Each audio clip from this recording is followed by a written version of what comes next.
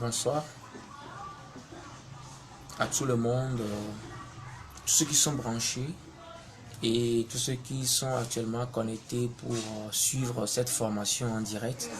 Que le Seigneur vous bénisse pour cela et vous en récompense. Je vais vous parler ce soir des stratégies de suivi des âmes en temps de crise. Les stratégies de suivi des âmes en temps de crise. Comment est-ce que c'est possible de suivre les âmes que l'on a gagnées, mais en temps de crise? En ce moment, bien sûr que le confinement a été exigé par l'État, le gouvernement, l'Église, etc.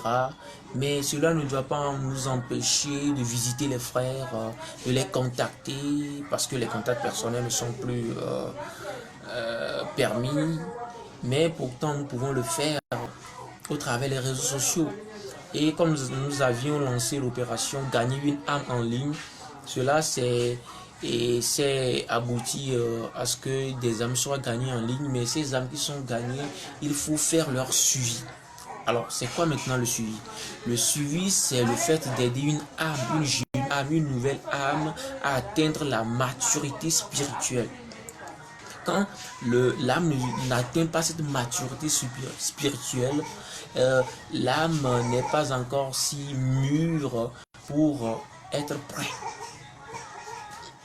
Elle n'est pas prête, pourquoi? Parce que, vous savez, l'âme n'est pas encore, Christ n'est pas encore revenu. Après le salut, vous avez prêché Christ, on dit, voici, donnez votre vie à Christ, que vous serez convertis, etc., etc. Mais une fois que Christ n'est pas encore arrivé, cette personne, c'est comme un bébé. Regardez un bébé, vous dites à un bébé, bébé, voici, il y a un feu là-bas, n'approche pas le feu. Bébé, tu sais, ici, c'est très dangereux, il ne faut pas aller là-bas. Mais quand le bébé rampe vers le feu, tu prends le bébé, tu ramènes le bébé. Après un temps, le bébé, il retourne encore. Ce sont des bébés spirituels. Ils peuvent retourner à ce qu'ils avaient vomi. C'est pourquoi il faut le suivre pour le maintien, pour le maintenir jusqu'à ce que Christ ne revienne. Et je crois que le Seigneur va nous aider dans ce message à le comprendre. Mais avant de commencer, j'aurais aimé qu'on prie d'abord. Père dans les cieux, nous te disons merci pour ton amour, pour ta gloire, pour tout ce que tu fais. Et en ce moment, nous sommes ici pour côté de toi. Moi, je m'efface.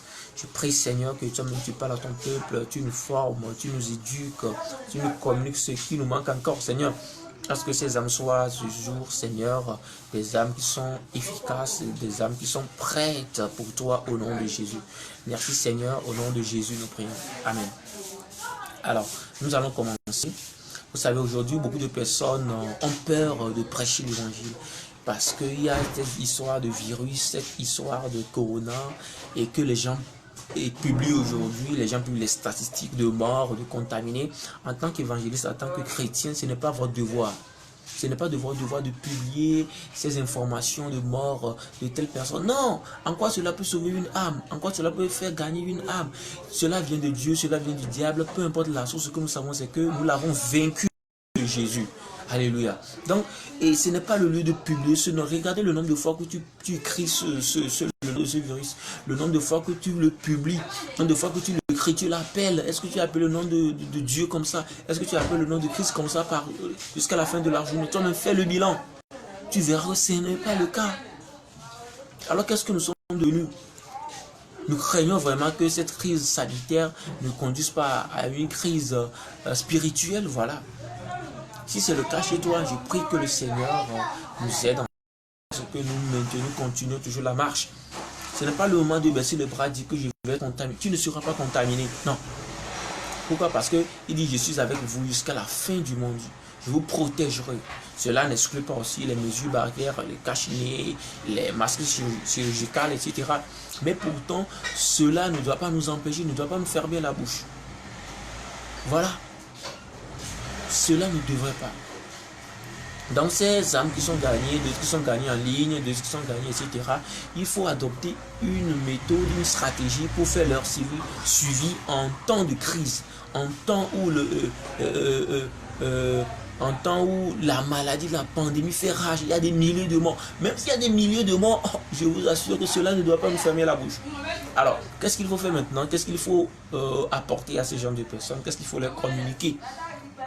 Pour le suivi, je vais vous dire que Nous ne sommes pas les premières personnes. Nous ne sommes pas les premiers chrétiens. Il y a des gens qui nous ont devancés dans la foi. Nous sommes les arrière-petits-fils de ces gens de personnes. Mais qu'est-ce qui les a fait grandir? C'est la foi. C'était la foi. Simplement que la foi. Alors, et Paul avait subi cela. D'autres apôtres avaient subi cela. Le confinement, il y avait la prison. C'était plus difficile que notre cas présentement. Mais Paul n'avait pas fermé la bouche. Paul avait prêché l'évangile. Paul ne s'est pas tué. C'est ça ce que nous devons savoir. Même en prison, Paul écrivait des lettres. Et aujourd'hui, ce sont des lettres, des SMS que nous écrivons aux gens parce que c'est le moment, c'est ce que dans le moment, les contacts personnes ne sont plus permis. Mais ça ne doit pas nous arrêter. Du coup, nous devons utiliser les moyens que nous avons, tous les réseaux sociaux. Si les gens sont convertis au travers des réseaux sociaux, et le suivi peut être fait aussi au travers des réseaux sociaux, etc. Alléluia. Et je crois que le Seigneur nous aidera au nom de Jésus. Aujourd'hui, je dirais que nous avons plus de facilité. Quand vous regardez Paul dans la Bible, Paul avait souffert. Lorsqu'il avait envoyé, comment appelle-t-on, lorsqu'il envoyait ses lettres au travers des bouteilles, les bouteilles de boisson, il écrivait les lettres et puis les mettait dans ces bouteilles. Et ce sont ces bouteilles, parce qu'il connaissait la situation géographique qui liait les deux villes, par exemple, entre Corinthe et Éphèse. Paul, sachant que, voilà, Corinthe et Éphèse, elle est reliée par ce fleuve. Paul laissait comment appelle-t-on, la lettre dans la bouteille sur le fleuve qui va dans le sens d'Éphèse, qui amenait la lettre. Il y avait des oiseaux pigeons, des pigeons voyageurs, pardon. Mais pourtant, il y avait d'autres moyens. Paul n'avait pas le moyen d'y aller parce qu'il y avait un empêchement. Mais cela ne l'a pas empêché de faire le suivi et que je vais être avec vous. Est-ce que vous voyez? Mais par la grâce de Dieu, nous allons voir comment est-ce que ce suivi fait en temps de crise. Le Seigneur nous aidera au nom de Jésus. D'abord, je vais vous parler de suivi. S-U-I-V-I. S-U-I-V-I. D'abord, quand vous écrivez ça de manière verticale, S c'est quoi? S c'est saluer. Alléluia. Vous allez vous étonner, vous allez dire, oh, c'est quoi? Oui, S c'est saluer. Dans le suivi, il faut la salutation. Lisons dans Matthieu 10, le verset 12. Il dit, en entrant, saluez la maison. Et il dit, en entrant dans la maison, saluez-la. Saluez la maison.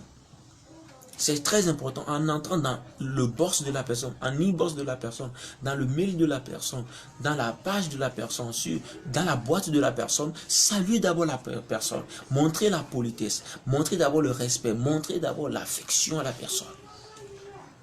Il faut d'abord saluer la personne. Regardez Jésus, lorsque Jésus était réveillé, 3 jours après, lorsqu'il n'avait plus vu les apôtres étaient regroupés dans une maison.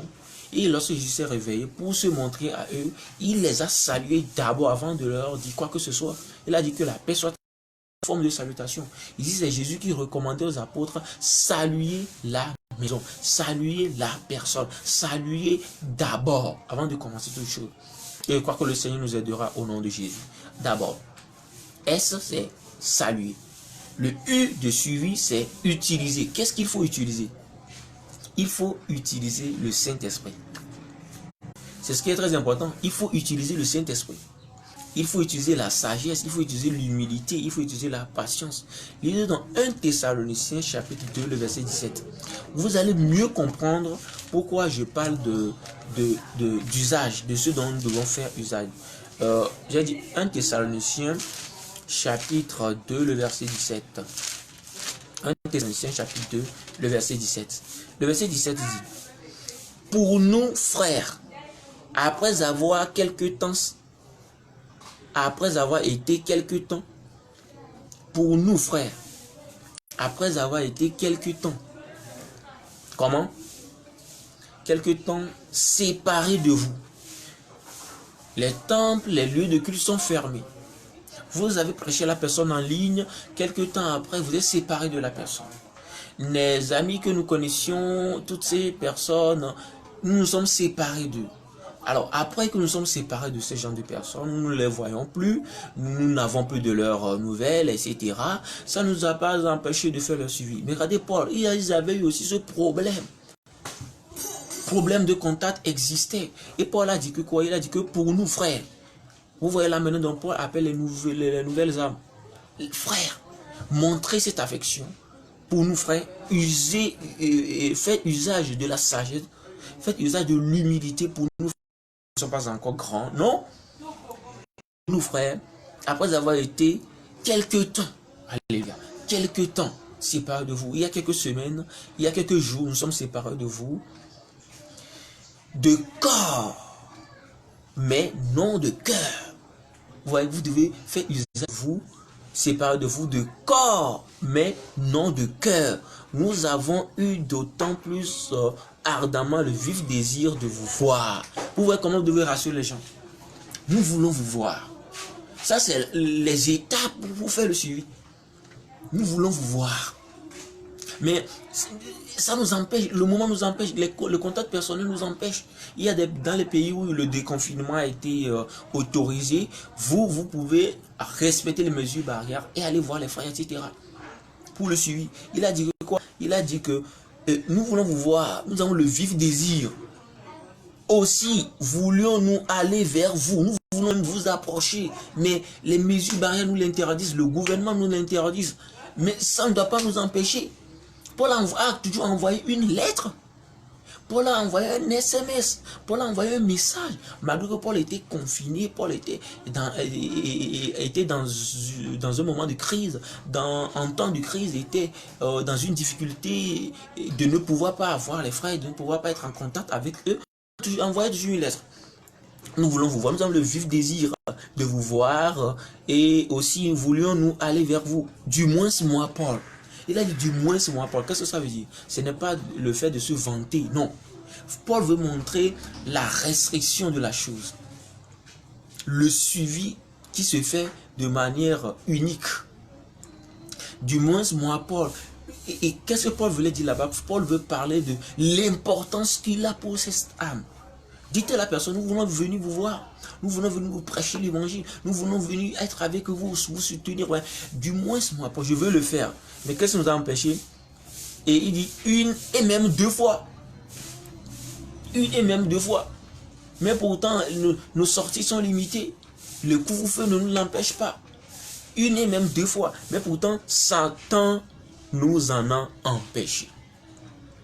Ce virus, cette pandémie nous en a empêché. Dites-leur que si ce n'est pas qu'il y avait cette pandémie, vous les verrez, vous viendrez chez eux. Rassurez-les. Alléluia. Mais Satan nous en a empêché. Alléluia. Et le Seigneur nous aidera au nom de Jésus. Regardez ce que Paul a dit. Il dit, mais Satan nous en a empêché. Quelle est en effet notre espérance ou notre joie, ou notre couronne, ou notre gloire?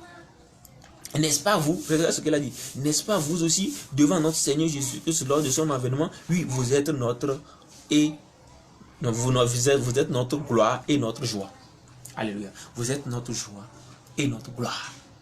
Dites-leur, vous êtes notre gloire. C'est cette âme, ces âmes que vous suivez. Parce que pourquoi le suivre? Parce qu'il faut le suivre pour ne pas perdre l'âme. Parce que l'âme est jeune ou un bébé. On ne peut pas mettre au monde un bébé puis laisser le bébé vivre, se débrouiller. Non. Si nos mamans l'avaient fait ainsi, nous ne serons pas ici aujourd'hui. Nous les remercions. Mais pourtant, pour l'âme, c'est plus que ça. Veillez sur une âme, suivre l'âme depuis son bas âge jusqu'à ce que l'âme devienne mature. Jusqu'à ce qu'un homme capable lui aussi d'aller. Regardez ce que Jésus a dit dans Matthieu 28. Il dit, allez faire de toutes les nations des disciples, enseignez-leur. Il dit, faites-les des disciples. Vous êtes des disciples. Paul, Matthieu, tu es mon disciple. Luc, pas Luc.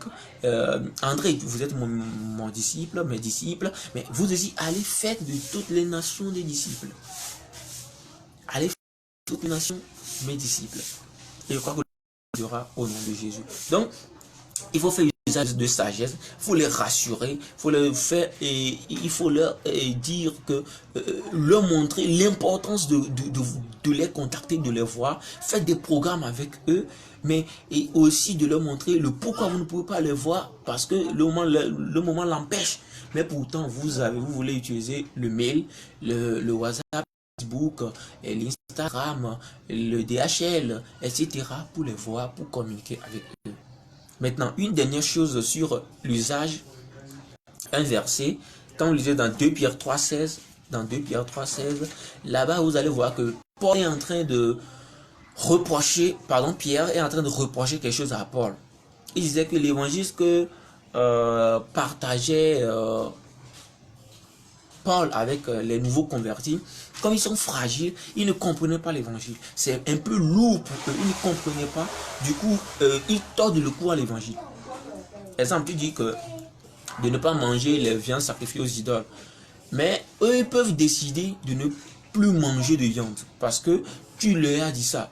Tu vois, les nouveaux convertis, comme ils ne sont pas encore affermis, ils peuvent tordre le cou à la chose. Parce que, ouais, ils peuvent tordre le cou à la chose. C'est comme des bébés, c'est comme des enfants. Les enfants, quand tu lui refuses certaines choses, quand l'enfant n'a pas bien compris, l'enfant peut faire usage, peut en faire grave prochainement parce qu'il n'a pas bien compris. Parce que c'est l'enfant, il n'est pas encore mature. Est-ce que vous comprenez? Donc, dans vos messages, lorsque vous leur écrivez, n'écrivez pas de gros mots, n'écrivez pas de gros français, n'écrivez pas des choses qu'ils ne peuvent pas comprendre, les choses qu'ils ne peuvent pas lire. Non. Mais écrivez-leur des choses qu'ils doivent maîtriser, des choses qu'ils doivent, comment dirais-je, comprendre facilement. Et les messages ne soient pas des messages trop longs et difficiles à lire, etc., remplis de fautes. Non, vous devez être modéré, simple. Si vous ne maîtrisez pas le français, après avoir écrit, partagez ça avec un frère qui va vous aider dans le français. Parce que ce que nous disons, nous sommes en quête d'une âme. Si vous savez ce que coûte une âme, vous ne pouvez pas vous en empêcher. Vous ne pouvez pas dire que je vais au service. Vous ne pouvez pas dire que je crains cette maladie, je crains ceci, je crains cela. Mais le chrétien n'a pas peur de toutes ces choses. Vous devez vous y mettre. Vous devez vous sacrifier pour le faire. Et le Seigneur nous aidera au nom de Jésus. Alors je vais quitter ce point. La première des choses, j'ai parlé de quoi? Le S, c'est saluer. Le U, c'est utiliser. Qu'est-ce qu'il faut utiliser? Il faut utiliser quelque chose. Il faut faire usage de quelque chose. De la sagesse, etc. Et le I qui suit le U, c'est interdire. Maintenant que vous saluez la personne, vous faites usage de sagesse en faisant l'introduction pour communiquer avec la personne. Il y a des choses à interdire. Faut pas amadouer la personne. Faut pas s'amuser avec la personne. Faut pas dire que non, comment est-ce que cela peut se passer? Oh non, c'est ça, tu peux faire ceci, tu peux faire cela. Non, il faut interdire parce que vous n'êtes plus en contact avec les personnes. Vous ne les visitez plus, vous n'êtes plus dans les maisons avec eux. Vous ne mangez plus avec eux, vous ne faites plus des choses ensemble avec eux. Mais pourtant, il faut que vous les suivez. Mais pour les suivre, il faut donner des consignes vraiment sérieuses. Afin que, même à votre absence, qu'ils respectent ce que vous leur avez dit. C'est ça l'importance de la chose. Alors, ce que je vais vous dire, je vais vous lire ça dans 2 Pierre 3, 1. Nous allons voir ce que le Seigneur nous dit. 2 Pierre 3, verset 1. Il dit, voici déjà bien-aimés. Vous voyez comment Paul les appelle bien-aimés. Il ne faut pas dire, voici déjà cordiaux, voici déjà, tu donnes le nom de manière. Non, il faut que la personne voit que tu es intéressé à elle. Et voici déjà bien-aimés. La seconde lettre que je vous écris. La première, c'était quelle lettre? C'était la lettre qui consistait à les évangéliser. C'était la lettre qui consistait à leur prêcher. C'était la lettre qui consistait à leur donner l'évangile, à leur parler de Christ. C'était la lettre, la première lettre. Maintenant, la seconde lettre, c'est la lettre du suite. Il dit que voici la deuxième lettre que je vous écris. Dans l'une et dans l'autre, je cherche à éveiller par des avertissements, par des interdictions, par des mises en garde. Il faut les mettre en garde.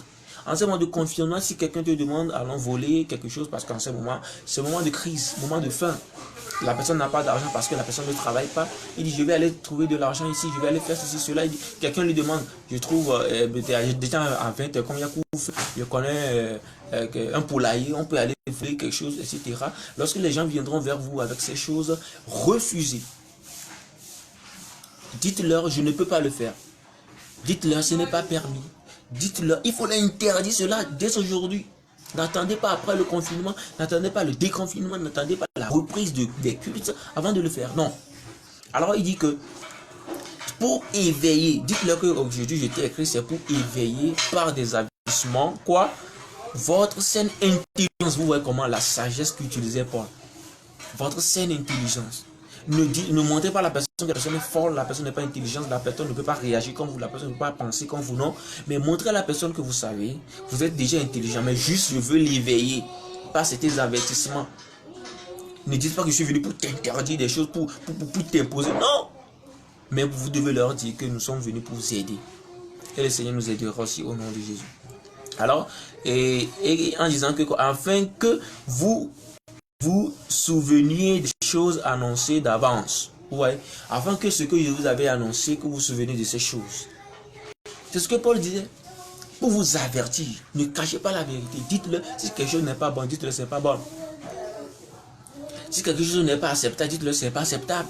Si quelque chose n'est pas permis, dites-le, c'est pas permis. Ne cachez pas la vérité parce que vous ne savez pas quand le Christ viendra. Et si le Christ venait, oh, tu lui as menti. Tu as perdu une âme. Non seulement tu as perdu l'âme, mais tu as conduit l'âme en enfer. C'est ce que la Bible dit dans Ézéchiel, que je te redemanderai ton sang. Tu ne l'as pas averti. C'est ça le problème. Et je prie que le Seigneur nous aide au nom de Jésus. Donc, il faut les interdire des choses, d'éviter de se mêler avec les faux prophètes. Et pourquoi ces faux prophètes? Parce que ces faux prophètes sont des gens aujourd'hui qui publient des... Il y a des mauvaises annonces aujourd'hui sur les plateformes. Il y a non seulement les gens qui disent je vais vous créer de l'argent. Les gens qui leur disent je vais vous faire ceci, je vais vous faire cela. Pardon. Les gens qui disent je vais vous faire ceci, je vais faire cela. Les gens qui leur disent vous savez, il y a ceci à faire aujourd'hui, il y a d'autres choses à faire. Les gens qui leur disent, vous savez, aujourd'hui, quand tu amènes, comment appelle-t-on, du sable, le sable de la mer, le sable du cimetière, tu amènes du puata, tu amènes ceci, cela, toutes ces choses vont concourir à faire quoi? Tout ça va concourir à te fabriquer de l'argent parce que c'est un moment de crise.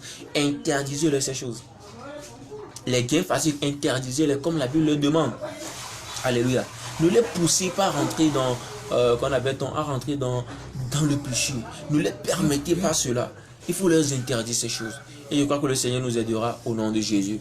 Le Seigneur nous aidera au nom de Jésus. Donc, c'est ce qu'il faut faire, c'est ce qu'il faut les faire croire.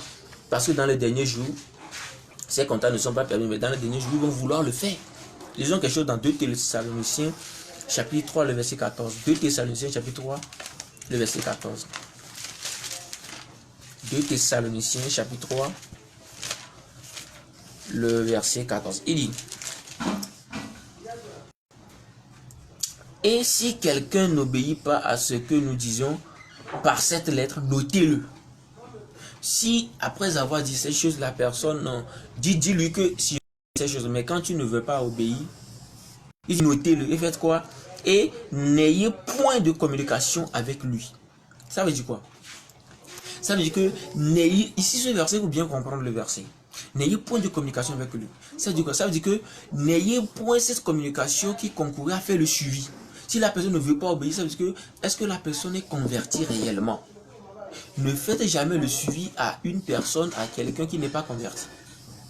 Ne faites pas le suivi à quelqu'un, à une personne qui n'est pas convertie. Vous perdez votre temps. Mais une fois que vous leur présentez l'évangile, vous leur communiquez la parole, que la personne dit je ne veux pas faire ce, je veux pas cela, c'est difficile, je ne peux pas faire. Il faut savoir que la personne n'est pas encore convertie. Donc arrêtez le suivi, c'est ça. N'ayez plus cette communication avec la personne. Je vais vous expliquer ça dans la suite du verset. N'ayez plus de communication avec lui afin qu'il éprouve de la honte. Dites-lui en même temps pour qu'il éprouve de la honte. Pour qu'ils ont cette petite honte de la terre pour ne pas avoir la grande honte plus tard. Et il dit que ne les regardez pas comme ennemis. Ne bloquez pas la personne sur WhatsApp. Ne bloquez pas la personne sur Facebook. Ne bloquez parce que la personne va refuser de suivre les consignes que vous leur donnez. Vous coupez les WhatsApp, vous coupez les Facebook. Vous, comment dirais-je, vous bloquez la personne. C'est pas ce qu'on demande. Ne les regardez pas comme ennemis. Non. Vous étiez aussi comme ça avant. Ne les regardez pas comme ennemis. Mais qu'est-ce qu'il faut faire? Il faut maintenant, mais avertissez-le comme un frère. Avertissez-le. Vous l'avez averti et en faisant le suivi, vous constatez que la personne n'est pas réellement convertie. Revenez en arrière pour avertir encore la personne. Travaillez encore sur lui d'abord avant de pouvoir poursuivre, avant de vouloir poursuivre avec le suivi. C'est la différence qu'il y a entre les deux choses. Avertissez la personne d'abord. Dites-lui, monsieur, madame, vous n'êtes pas encore sur le point de continuer cette œuvre avec nous. Vous n'êtes pas encore sur le point de renchérir ceci avec nous. Pourquoi? Parce que je vois qu'il y a un problème. Revenez en arrière. Ne dites pas à la personne, c'est fini, moi je vais te bloquer. Ce n'est pas de votre rôle. La Bible dit, le Seigneur nous parle, nous, à nous. Il dit, nous, vous. Et n'ayez plus de communication avec cette communication que vous avez, cette communication de suivi. Coupez le suivi, revenez à l'évangélisation avec la personne. Parce que l'âme compte pour le Seigneur. Et je crois que le Seigneur nous aidera au nom de Jésus. D'abord, le S c'est saluer. Le U, c'est quoi? Le S c'est saluer. Le U, c'est utiliser ce dont nous devons faire usage. Le I, c'est interdire, donner des avertissements. Le V, c'est vérifier. Alléluia. Le V, c'est quoi? J'ai dit vérifier. Après avoir prêché l'évangile, il faut vérifier. Qu'est-ce qu'il faut vérifier? Après avoir prêché l'évangile, il faut vérifier si la personne respecte ce que tu lui avais enseigné. Il faut vérifier pour voir si la personne respecte les interdictions. C'est le travail du suivi. C'est pourquoi on parle de la maturation. Si tu ne laisses pas l'enfant te dire, enfant ne fais pas ceci. Ah, je sors de la maison, fais ceci. En revenant, tu vérifies pour voir si l'enfant fait la chose ou non. C'est ça, jusqu'à ce que l'enfant ne devienne grand et lui aussi un jour soit autonome et balaie lui-même sa propre chambre. C'est le travail qui nous incombe. C'est la tâche. Donc, quand nous lisons dans Acte 15, le verset 36, et Acte 15, le verset 36, Paul dit que, après quelques jours s'écoulaient, après lesquels Paul dit à Barnabas, retournons voir les frères dans les villes, là où nous avons prêché l'évangile, pour voir dans quel état ils sont. C'est ça le suivi. Pour voir dans quel état ils sont. Allez revoir si ce qu'on leur avait dit, est-ce qu'ils appliquaient ces choses? Est-ce qu'ils sont encore matures? Est-ce qu'ils continuent pas à le faire? Après les Paul dit à Barnabas, retournons voir les frères dans les villes où ils sont pour voir dans quel état ils sont. Comme le dit 2 Corinthiens 5, 17, il a dit que quoi? Si quelqu'un est à Christ, la personne est une nouvelle créature. Les choses anciennes sont passées, voici toutes choses sont devenues nouvelles. Il faut aller vérifier si toutes choses sont vraiment devenues nouvelles. Si les choses ne sont pas devenues nouvelles, il faut retravailler sur le salut d'abord. C'est ça la différence. Il faut forcément vérifier. Retournons voir. Après quelques jours, recontacter la personne, rappeler la personne, réécrivez les SMS, réécrivez le mail, réécrivez la chose, réécrivez le DH, renvoyer encore pour voir s'il a pu vérifier pour voir. Donc, dans le suivi, il faut la vérification pour voir si l'âme que nous évangélisons, est-ce qu'il est allé à la maturité. Quand vous lisez dans le verset, Acte 15, le verset 30, nous allons lire le verset 30. C'était le verset 36 que nous avons lu, maintenant le verset 30. Et le verset 30 au verset 33, vous allez voir que ce n'est pas nous seuls qui étaient obligés ou bien occupés pour ces choses, mais il y avait aussi d'autres apôtres. Le verset 32, Acte 15, il dit que eux donc, ayant pris congé de l'église, allèrent à Antioche. Ayant pris congé de l'église, aujourd'hui c'est toi l'église, c'est moi l'église, nous sommes pris congé les uns des autres, des frères et des sœurs. Ça ne nous interdit pas de les contacter, de les appeler pour voir comment vous allez. Pour faire le suivi, pour voir les âmes que nous avons gagnées avant le confinement, avant ce problème de virus. Mais comment ils vont? C'est ça le souci. Et le Seigneur nous aidera au nom de Jésus. Alors, il continue en disant que retournons pour voir dans quel état ils sont. Et ici, il dit qu'ayant pris congé d'eux, il a fait quoi? Il a envoyé des lettres pour vérifier. Et la Bible a dit qu'ils ont lu les lettres. Il y a des gens, vous allez les écrire, ils ne vont pas lire depuis des jours. Est-ce que ces gens sont vraiment convertis? Une nouvelle âme qui est convertie réellement a soif de la parole. La personne même qui dérange, parle-moi de Christ, prêche-moi, fais ceci, je veux ceci, prie pour moi. C'est ça. Et je crois que le Seigneur le fera au nom de Jésus. Alors, je parle pour conclure. Et essaie, salut, utiliser. Le I, c'est interdire. Le V, c'est vérifier. Et maintenant, le dernier I, c'est investir. Il y a s'investir et investir. S'investir comment? Se donner. D'abord, sacrifier son temps.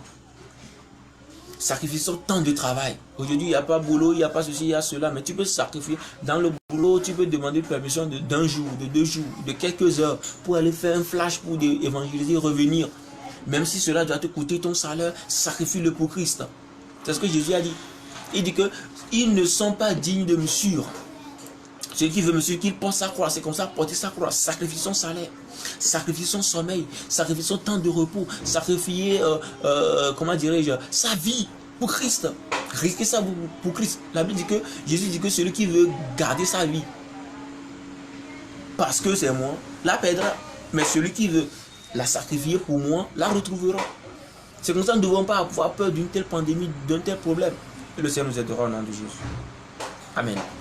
Alors, je vais poursuivre pour vous dire que dans le financement, il y a beaucoup de choses à faire dans investir.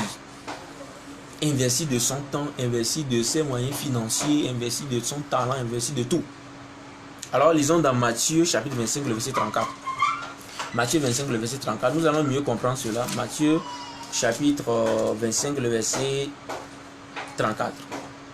Qu'est-ce que le Seigneur a dit là-bas? Il n'a pas dit verset 34, 25, il n'a pas dit verset 34. Il a dit, alors le roi dira, le roi c'est qui? C'est Jésus. C'est Jésus qui dira que à ceux qui, le roi dira à ceux qui seront à sa droite, c'est moi, c'est toi, dis que c'est moi. À ceux qui seront à sa droite, venez, vous qui êtes bénis de mon Père, prenez possession du royaume qui vous a été préparé dès la fondation du monde. C'est moi, c'est toi. Pourquoi vous allez prendre cette possession? Les gens pensent que lorsqu'on promet le ciel, on promet la guérison. Regarde, Jésus a dit, allez partout, je vous ai donné le pouvoir de manger sur les serpents. Toi, tu ne vas pas à l'évangélisation, tu ne prêches pas, tu ne poses pas là. Comment tu vas aller marcher sur un serpent, sur un scorpion? Vous imposez les meilleurs malades, les malades seront guéris. Tu ne pries pas pour un malade. Comment est-ce que tu vas avoir le don de guérison en toi? Tu ne peux pas. C'est ça la différence. Et il dit ici que, allez leur dire, et il dit que, vous venez. Vous qui êtes, vous êtes bénis de mon Père. Vous voyez, c'est que c'est Jésus qui parle et pas de Dieu là-bas, mon Père. Car j'ai eu faim et vous m'avez donné à manger. Nous parlons de moment de crise. En ce moment de crise, les gens ont faim. En ce moment de crise, les gens veulent manger. Tu as évangélisé la personne, tu as gagné l'âme, c'est bon. Mais tu peux passer par ce moyen, envoyer un flou, même si c'est 500 francs. Envoyer un timon, même si c'est 1000 francs, envoyer quelque chose, même ou bien le trouver du gari, le trouver du maïs, le trouver de quelque chose. Ce n'est pas seulement prêcher la personne, mais le suivi consiste à s'investir et à investir. Investir dans la vie de la personne. Et je crois que le Seigneur nous aidera au nom de Jésus. Il dit, j'ai eu faim.